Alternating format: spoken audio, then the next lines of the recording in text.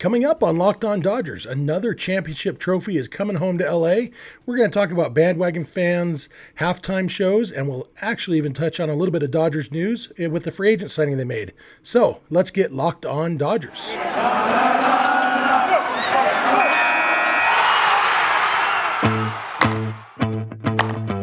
You are Locked On Dodgers, your daily Los Angeles Dodgers podcast. Part of the Locked On Podcast Network, your team every day.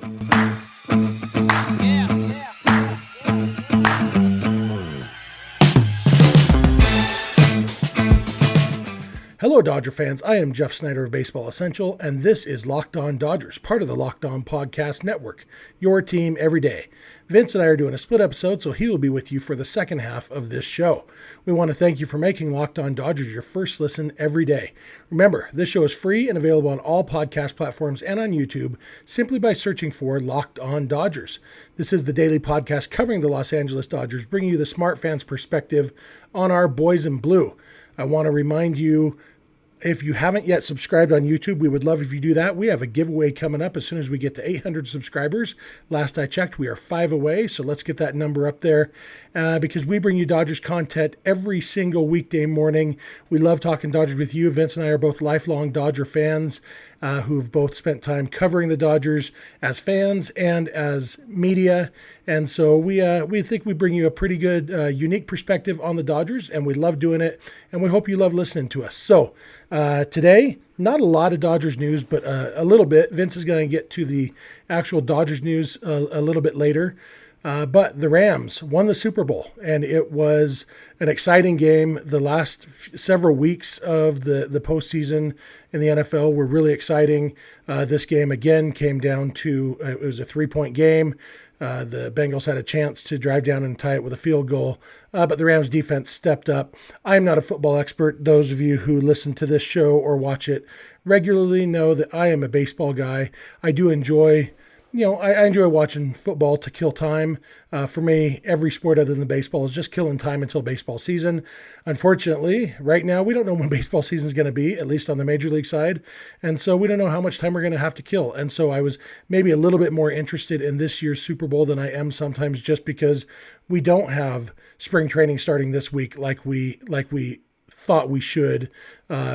The league and the union did meet this weekend, and unfortunately, no news really. They met for about an hour, they exchanged a proposal, and they left without an agreement and not being particularly close to an agreement, which means pitchers and catchers probably aren't reporting tomorrow like they were originally supposed to.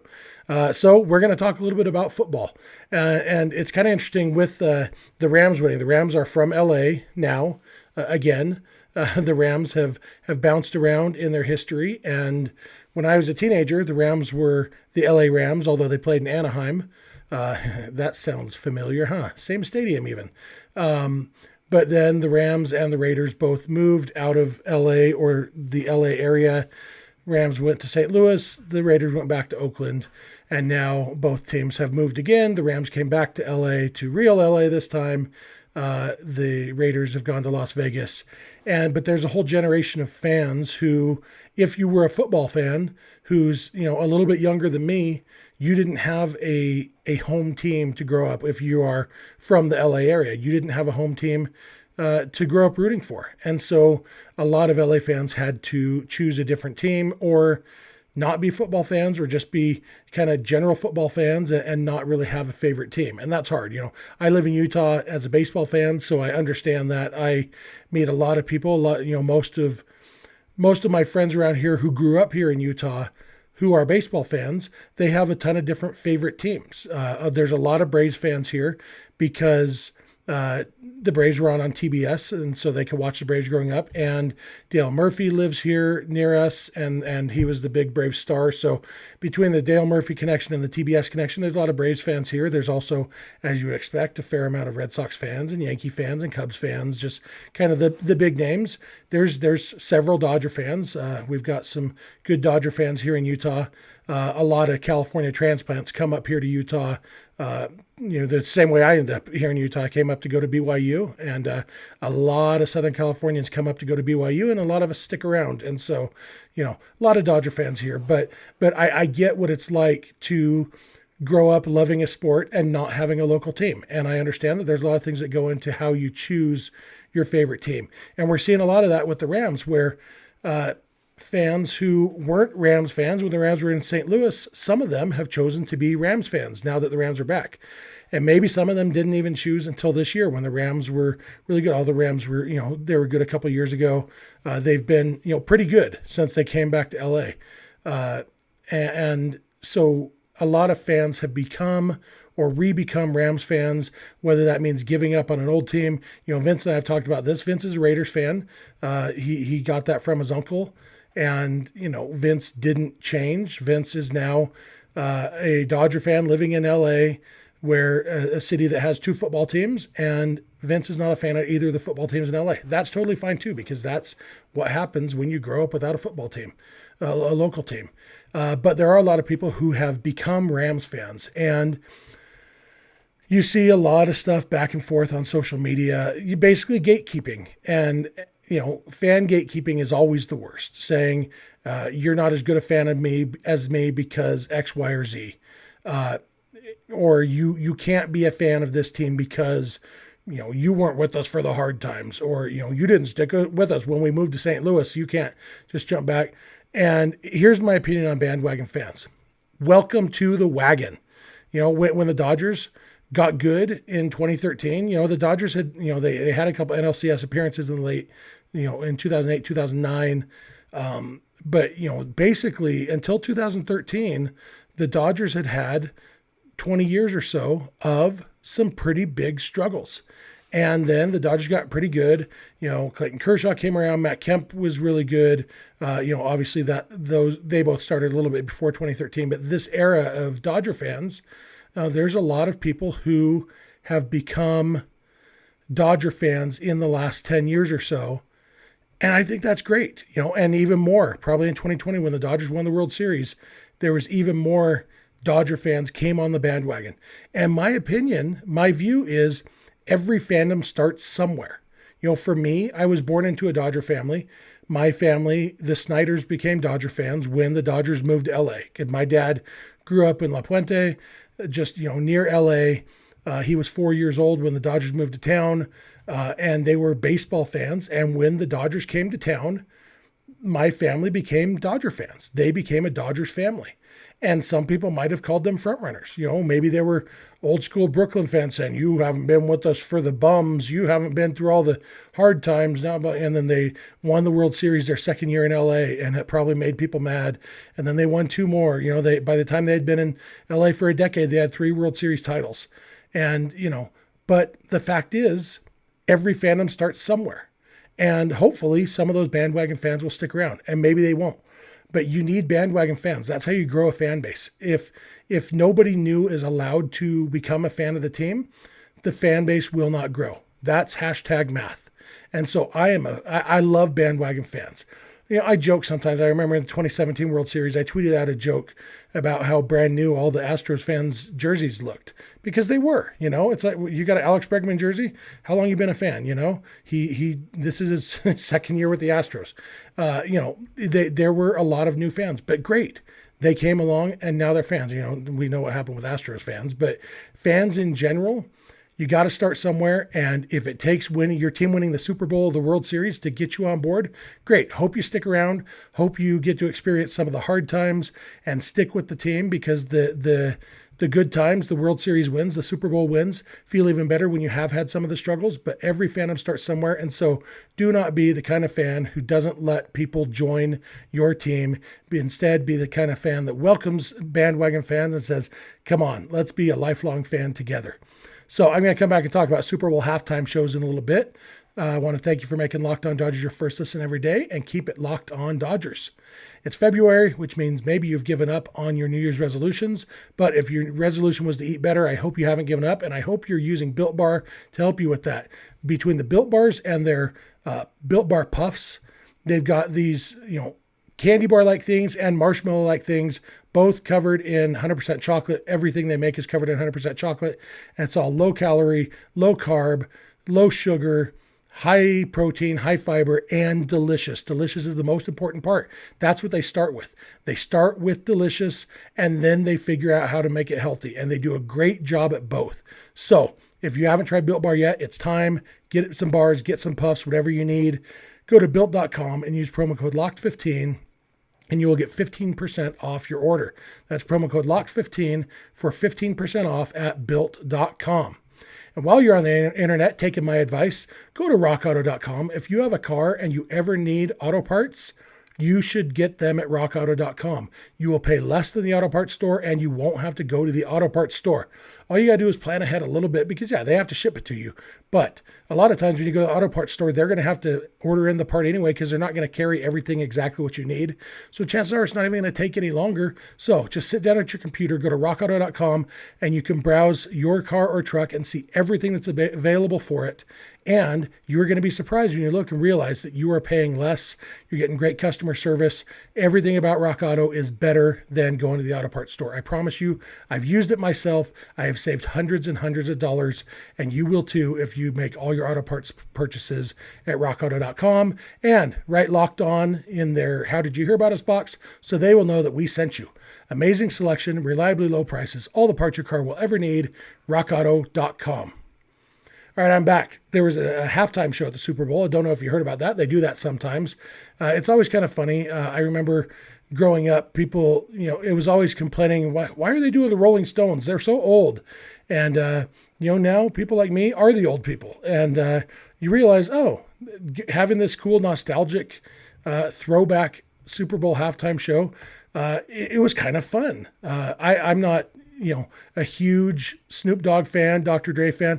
I was a big Eminem fan back in the day. I've never listened to 50 Cent on purpose. I've watched his first pitch at the Mets game many times. Kendrick Lamar, I don't think I've ever listened to him. I was pretty impressed, and so, I know he's a newer guy. Mary J. Blige, not my cup of tea, but from my era. And so I thought they did a really good job of mixing the eras and getting some new, some old, and something for everybody. I thought it was I really liked the Bruno Mars halftime show a couple years ago. I thought that was really good. I did not care much for The Weeknd last year. That one, it was fine, but it didn't do much for me. This one I thought was a ton of fun. And I think even if you don't necessarily like that music, it was fun. You can't watch Snoop Dogg perform and not smile. He's so charismatic and sure of himself and goofy, but in a good way. He's a goofy looking dude. He's 18 feet tall and 36 pounds and, up there dancing and his dreads, he's got the same hairstyle, except it's getting a little bit higher and higher on his forehead every year. But he's still Snoop Dogg. He's a ton of fun to watch and to listen to. And I wish they did halftime shows at baseball games. I mean, the big challenge is there's no halftime at a baseball game. So when would you do it? But I would love to see baseball try to incorporate something like this. Obviously, the reason it works for the Super Bowl is because it is once a year. The big show is once a year. And so if they did that for a game of the World Series, that's another challenge is that, the World Series is 4 to 7 games. And so you can't do a halftime show every game. When would you do it? Which game? But it's fun. And it is a cool thing because it does bring, there's something for everybody. Even if you don't care about football, there's a reason that people watch the Super Bowl, even if they don't care who wins. And the halftime show is part of it. The commercials are part of it. I haven't followed along on social media too much today, so I don't know if this is the 801st straight year where people say the commercials were worse than usual. I do know that every year people say they're worse than usual. So either they actually get worse every year, or maybe we're not very good at remembering how good they were last year. That's just a thought. But the commercials bring some people in, football brings some people in, but the halftime show brings in a lot of people. And I think that's why you end up with sometimes older people, because guess what? People my age in general have more disposable income. Not me particularly, but old people like me have more disposable income often than some of the younger people. And so, people who listened to Snoop Dogg when Snoop Dogg was at his peak probably have more money than people who listen to insert name of current singer now. I don't know any current singers, but I thought it was a lot of fun, and I think it would be a cool thing for baseball to try to bring in some of that energy. I know the World Series does get a lot of fans watching just because it's on, but I don't necessarily very often propose stealing ideas from the NFL because I do think baseball is a far superior sport. But, trying to harness some of that energy of the Super Bowl halftime show in some way, even if it's not exactly a concert like that, but figuring out some way to harness some of that energy might be cool. A cool way to bring in some extra eyeballs. And I believe the more eyeballs you get on, it kind of goes back to the bandwagon fan thing. If people come for the concert and they realize, oh, this is kind of a cool game too. Hey, great. We got more baseball fans. And that's what we need in the world is more baseball fans and more baseball. So MLB and Union, get it together. Let's get baseball going. That's going to do it for me today. Vince is going to come along. He's going to talk about the little bit of Dodgers actual news. They made a free agent signing, a minor league free agent signing, of course, because the lockout doesn't allow anything else, but it could be an interesting one. So Vince is going to talk to you about that. Thank you again for making Locked On Dodgers your first listen every day. And Vince will be along in a minute. Now, football might be over for this season, but basketball is full steam ahead for both pro and college hoops. From all the latest odds, totals, player performance props, to where the next fired coach is going to land, BetOnline.net is the number one spot for all your sports betting needs. BetOnline remains the best spot for all your sports scores, podcasts, and news this season. And it's not just basketball. BetOnline.net is your source for hockey, boxing, UFC odds, right to Olympic coverage and information. Head to the website today on your laptop or mobile device to learn more about the trends and action. BetOnline, where the game starts. Yo, Dodger fans. Vince here to close out the episode. And shout out to the LA Rams. They won the Super Bowl. They brought another championship to the city of Los Angeles. While I wasn't necessarily rooting for them, can't necessarily say I was rooting against them, but I guess by direct definition I was. But either way, congrats to them. Congrats to those fans, bandwagon or not. Enjoy it. Enjoy it however you enjoy it. I know I mentioned last week that Rams fans, a lot of them are annoying, the ones that I know. They actually weren't too bad after the Super Bowl, so props to them for maybe, humbling themselves by winning. I don't know exactly what happened. But either way, I'm here to talk to you guys about MLB Lockout, MLB hating minor league players, and the Dodgers made a minor league signing, obviously, because the MLB's in lockout. Or not the MLB, but MLB's in lockout. So we'll start there. The owners made a proposal on Saturday. Rob Manfred had hyped up this proposal when he spoke to the media last week and, made it seem like we're not going to miss any time and spring training is going to start soon, and this proposal on Saturday is going to knock our socks off. And everybody's socks are still on because the proposal didn't really concede anything on the owner's side. They added a few dollars here and there to competitive the tax thresholds. They maintain the tax rates for penalties, which is way higher than what the penalties are now. If you go over the CBA, if you go over the luxury tax, they added $5 million to the bonus pool, where they're still $85 million off from what the players asked for. And pitchers and catchers were supposed to report today. We were supposed to be talking about the excitement of players showing up to Camelback Ranch and start getting excited for the season. And instead, we're in day 75 of the lockout, and it doesn't look like it's getting any closer. And it's just continued, bravado on the owner's side, because they've seen the players concede every single time they do this. They've seen the players back down, end up taking less than they came in asking for, just because they want the season to start, and that's how it goes.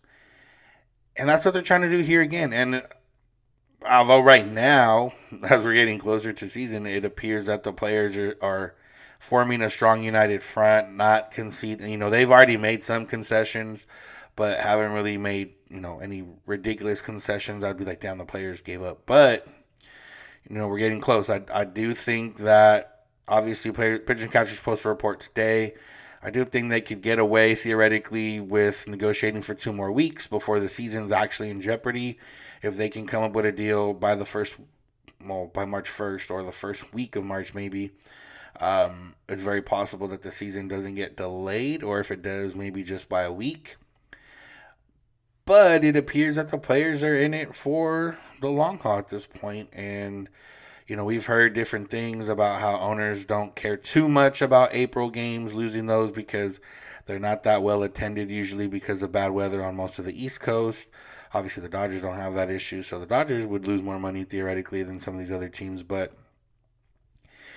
as of right now, it doesn't look like the season's going to start on March 31st, and I have no idea how or when this is going to end, and it's not fun anymore. It wasn't fun at the beginning, but at least you were like, oh, they got 2 months to figure it out, and then they've talked, less than 5 times and had less than a handful of proposals, and it's officially in the boat of this isn't fun anymore. So maybe some miracle happens and they can figure this out in the next 2 weeks, but as of now, just at the rate the owners are conceding some stuff, it doesn't look like they're really negotiating yet, and it's only gonna, I don't know, it's not fun, and we'll see what happens in this next week. I'm sure, I don't know if they plan to ramp up meetings or more proposals or what. Hopefully, yes, out to all that what I just said, but we'll see what happens. And if MLB wasn't already getting on our bad side with this stuff, they are also in court arguing against paying their minor leaguers for spring training. So players do not get paid for spring training. There's a lawsuit right now, class action lawsuit, by some former minor league players. I don't know if they ever made the majors, but by some former players that played in the minors. Don't get paid for spring training. And MLB was like, nah, son, you basically saying y'all should be paying us. They go on the NCAA route where, players haven't been getting paid in the NCAA. NCAA is like, well, you're getting a free education, and that's worth a lot of money. And MLB is kind of doing the same thing where MLB players say, hey, we should be paid during spring training, and MLB saying, hey, you know what, for the value you're getting for this training, you're getting enough. You're getting enough. And that's basically what they said. They basically said that minor league players are considered trainees. They shouldn't be paid during spring training. And here's the exact quote. It is the players that obtain the greater benefit from the training opportunities that they are afforded than the clubs, who actually just incur the cost of having to provide that training.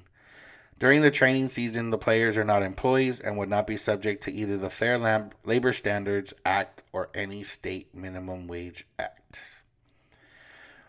Which is ridiculous, because even in most general jobs, or at least the ones that I know of or have heard of, you get paid for training. So, there's a couple jobs when I was younger where, regular, normal jobs where I would have been like, if I'm not getting paid for training, I'm not going to go. What's the point? Why would I go to voluntary training just to get this job? So most places pay for training these days, at least, whatever I've dealt with in life. So for MLB to be like, no, you are trainees, we're not going to pay you. And actually, you guys are getting, we're getting the short end of the stick on this. We're not getting a month of free labor. We're have to pay for this training. And it's just ridiculous. I don't it makes zero sense to me. And I know obviously it's all money, as we've seen from owners and everything, but it makes no sense to me for somebody to treat their future it's kind of like similar to what I've heard and seen about fraternities. Like, these are the pledges, and they basically just treat them like trash, put them through all this stuff, and then after all that, degrading them to a point of you don't really matter. They're like, oh yeah, now you can join the club when you're, and now you can be part of the fraternity. That's kind of how MLB is. They're like, oh, minor leaguers, we're going to not give you good food, and we're going to not pay you well, and we're going to have you sleep 6 guys in a 1-bedroom apartment on air mattresses, or you're going to have to eat or sleep in your car, or whatever the case is. And then it's like, but if you get through all that, man, you're going to be in the major leagues. And that's exactly how they've been treating it.